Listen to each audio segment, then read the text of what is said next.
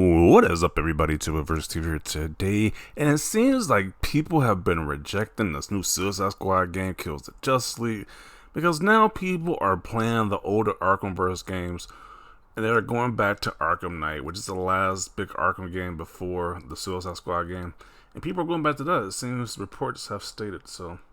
This is from Dexerto.com.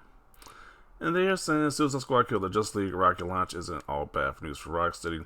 It has caused a massive surge in the player count for one of their older Batman games.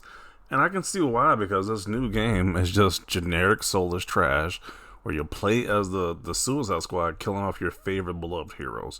Who wants to do that? And it's just, I can understand if the point was more compelling, but it's just like a soulless looter shooter. So, not shocking that people want to go back to the older stuff to actually enjoy the Arkham games when they're at their peak. So,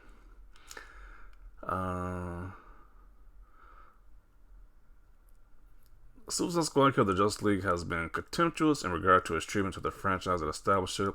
Yeah, there's a big difference between the Rocksteady of old and the Rocksteady now producing this garbage. Abysmal player counts also bode ill given their seemingly sustainable for long-term live service title.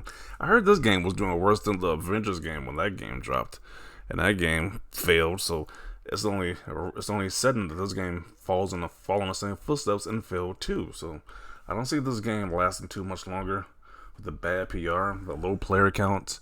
I don't see this game doing any lasting numbers at this point. This person says, there's any silver lining for Rocksteady. It may be that players are seemingly returned to one of their older titles in response. And this is about True Trophies. That's where they got this from. So a PlayStation website saying Batman Arkham Knight has received a substantial uptick in players in the lead up to the launch of Suicide Squad Kill the Justice League. So people will go back to Batman Arkham Knight.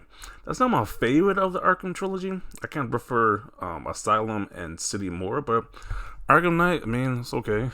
It's way better than the Suicide Squad game. So, hey, I mean, anything that's the worst of that trilogy is leagues above this one. So, that's not shocking here. Using data from 3.2 million PSN accounts, True Trophies did some number crunching on the player base for Batman Arkham Knight on PlayStation consoles. So they only use data for PlayStation consoles. I'm pretty sure it's across the board for all these different systems, whether it be PC, Xbox. It's probably the same results. People are not playing this new trash and playing the older games. I was like, it only makes sense. So, let's see what people have to say about this right here. Regardless of how you feel about the Suicide Squad game, Arkham Knight is still a great game to revisit. It's funny to see that Arkham Knight might actually surpass Suicide Squad on Steam in terms of player count. The player count already in half since the game released. Yeah, that game, people in that game just dropping like flies at that point. You love to see it. Collectively, there are more players playing Batman Arkham games than the Suicide Squad. Arkham Origins is better. That's like the spin-off game that don't get covered as much, but it's like, I'm pretty sure that game is even better than the Suicide Squad game, so there you go. New game reminds me of older game. Looks back following older game, older better game.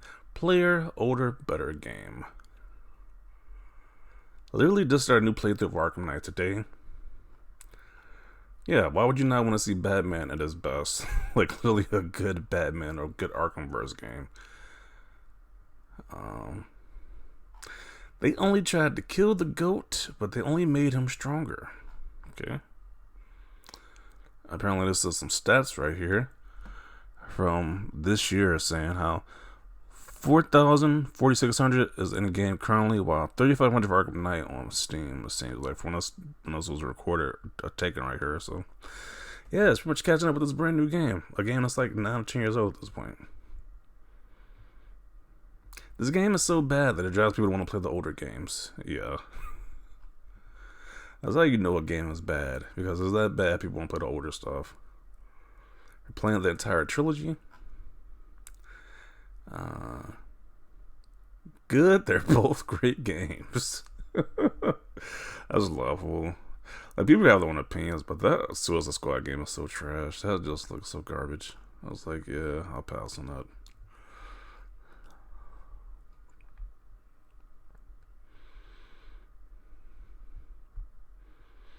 people want to play the good game. Yeah, people want to go back to the good stuff. So yeah, just tell them they release garbage. It's like garbage like this. Nobody wants to play it. So the gamers have spoken with their time.